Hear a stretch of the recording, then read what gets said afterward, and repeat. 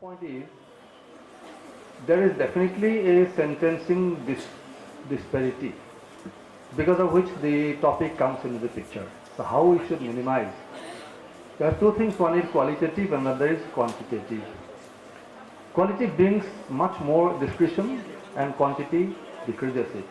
Whether we can bring more quantitative aspects in our penal laws instead of qualitative. So for instance, there was a case of R versus Prince, foreign case, where the girl was considered to be by the person to be about more than 18 years of age. In fact, she looked like 18 years, but in fact she was 16 years. And statutorily he was convicted. At the time, statutorily, since it was 16 years of age, the person was convicted. It was only on the basis of quantified system that he was convicted. In our system also, I suppose, there is ample scope, ample things of qualitative things in our IPC.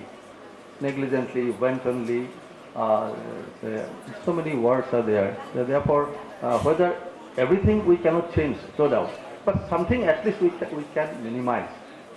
Number two, about juvenile justice, certain ages. That is one important aspect.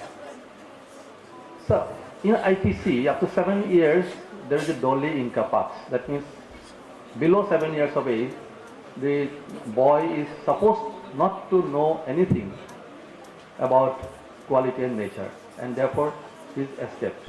He is escaping any type of punishment. From 7 to 12 years, if the boy's personality is just like below 7 years, he is also excused.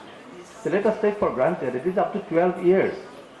IPC is not granting only up to 12 years, not beyond 12 years. But on the other hand, for juvenile justice, juvenile things, we had 18 years and now perhaps the act is coming, it might be coming up to 16 years, provided 16 to 18 years of age that there will be discretion of the judges. That is a bit peculiar thing. Perhaps it will be very difficult for the presiding officers of the judge to consider that thing. I don't know how it will be considered.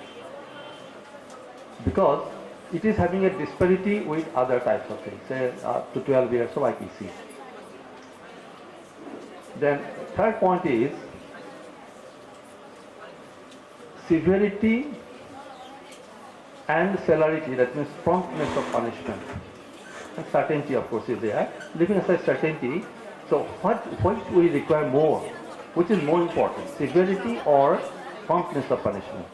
If we are insisting on severity of punishment, we should be given imprisonment, life imprisonment, capital punishment. So how far we are going to have this?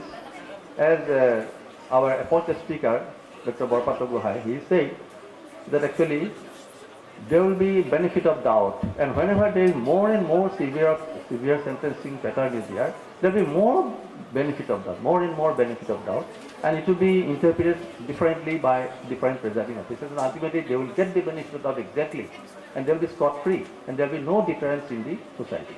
So perhaps we should have more promptness of punishment than severity of punishment.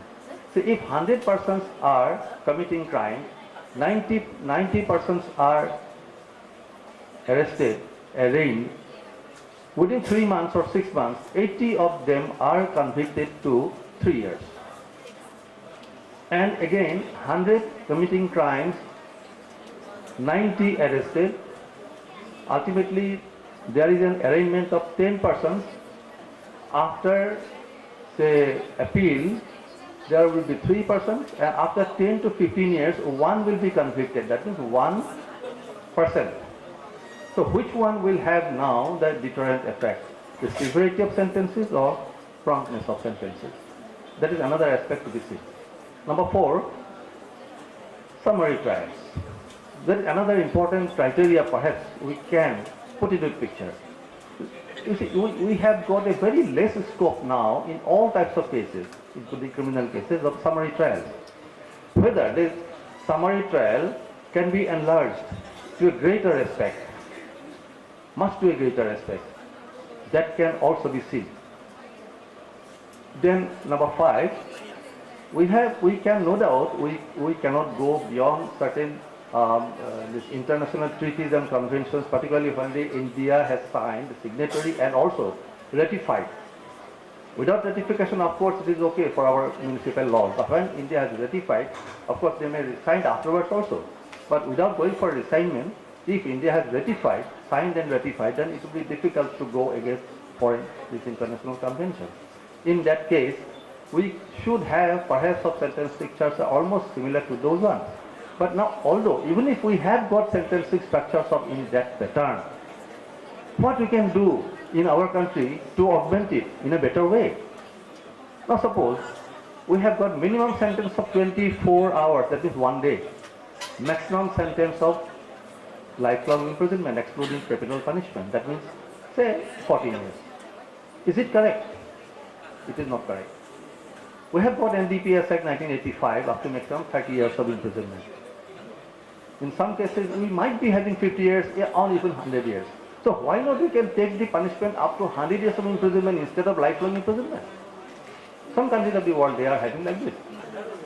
Number 6, we have got, we still now we are not applying certain things like secret witness, because now there is a threat to the life of many witnesses, including family members also, by the persons who are committing heinous crimes in the society, particularly extremist elements. It is very difficult to have the witnesses of that order. Now, in many of the countries of the world, we have secret witnesses. Now, I cannot go into details of the secret witnesses because it is a very long subject, of course. But in India, practically we do not have secret witness.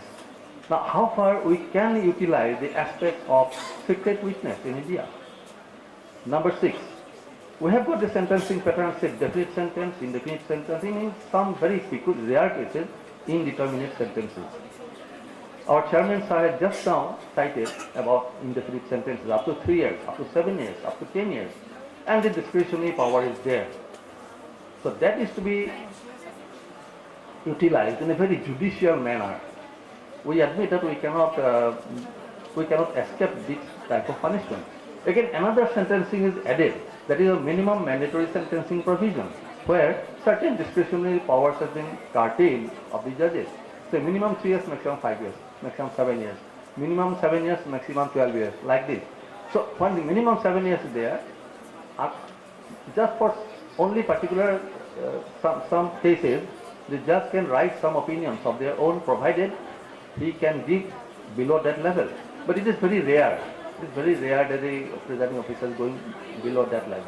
Whether we can have the minimum sentencing pattern, or we should have rather this present system of pattern, it is to be pondered over the matter. So these are difficult. These are the difficult propositions and different things. Now, Justice Helmholtz in Germany, once he gave one particular judgment about a 13-year-old boy. The 13-year-old boy, he just tied one dog behind his vehicle, and he drove away. After going after some distances, the dog died, and now there was a case against the boy of 13 years. Then the judge Helmholtz, he convicted the boy. Actually, it was not a conviction, perhaps it was a rectification or correction. He gave the boy a particular sentence like this: you are to take care of three dogs for 2 years time, and there will be probationary officers after you, and if you do not do, then your time will be extended. In fact, in one of the academies, I'll not name it, in one of the academies, particular kind of experiment was made. 100 judges were brought for training, and they were given one paper book containing all relevant materials for writing a judgment. It was a case of rape, and the accused was punished by the trial court, confirmed by the High Court, and also by the Supreme Court. That was the paper book. That means the person was convicted. And then 100 judges were asked to write judgments. Will you get me? Write judgments on that particular issue, subject, by giving them paper books. What happened, do you know? Very interesting. 46 judges acquitted the accused and rest of them convicted. So this is the difference. Everywhere you will find difference. Even the judges. If you give a particular judge to decide about a particular case, you will decide it in one way. If you give it to the other judge, he will decide it in another. These differences are there. See, we are required to, narrow the difference. Only question is, you restructure it, meaning that way you are narrowing the difference. Now the difference will be so much. Gap is so much. Of course, till and unless it is amended, the law is amended, you have to carry on with whatever we have. The Supreme Court has given some observation in some of the cases how to deal with the sentence, how much sentence should be imposed, and then you take the guidelines from the Supreme Court and the High Court in awarding sentence. What you will see the precedent that in so and so case, Supreme Court decided the case and imposed such a kind of punishment. The theft of rupees 200 was committed by the accused and Supreme Court allowed the person to go on probation of good conduct. That is the cue you take. This is the precedent you see. And then you decide the same thing in your case. The way we are doing that. Any questions? Probably all of you are so tired you would not be able to put questions. Anyway. Now we have almost come to the end of the session and I request Manjira Hussain, Assistant Professor, University School of Law and Research, USTM, to kindly deliver the vote of thanks. A very good evening to all of you. At the very outset, I would very grateful thanks to the chance speaker of today's session was Justice A.M. Ahmadi, former Chief Justice of India. A very grateful thanks to him. I would like to have a round of applause for Justice A.M. Ahmadi, former Chief Justice of Please. A round of applause, please. Thank you.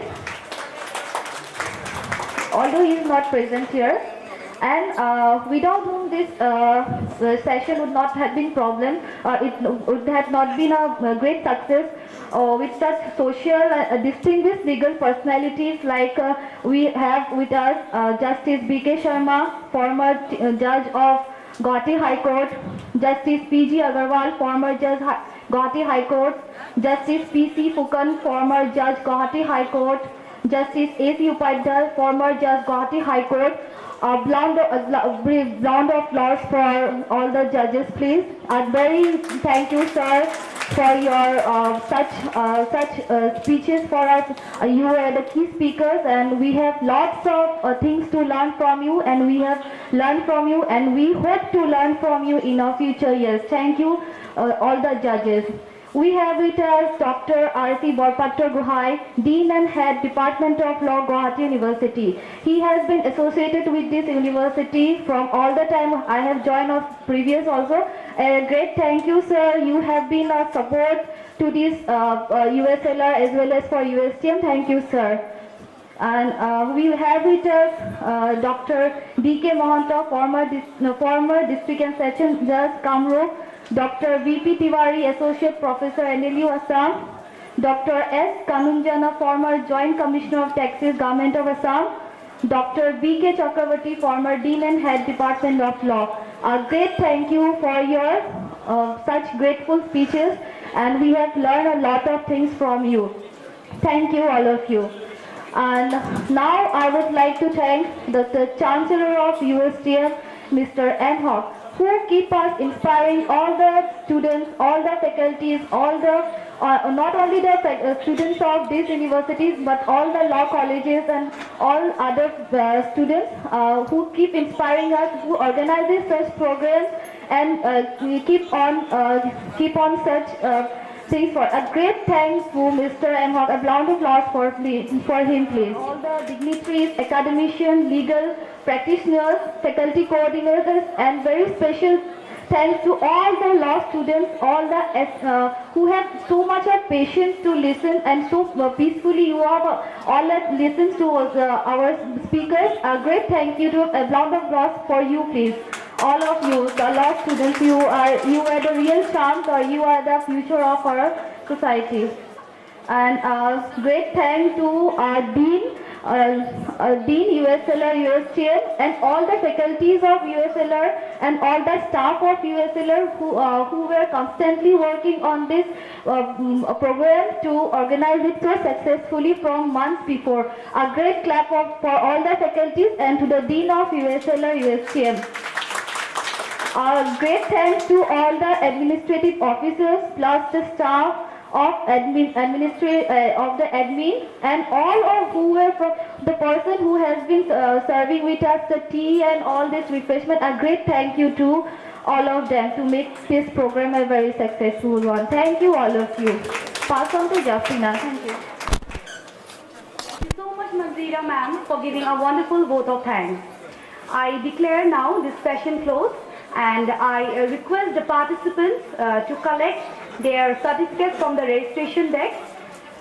The colleges, the students who have participated from the colleges, the faculty coordinator can collect the certificates, and all those who have individually participated, you can collect your individual certificates from the registration desk. Thank you.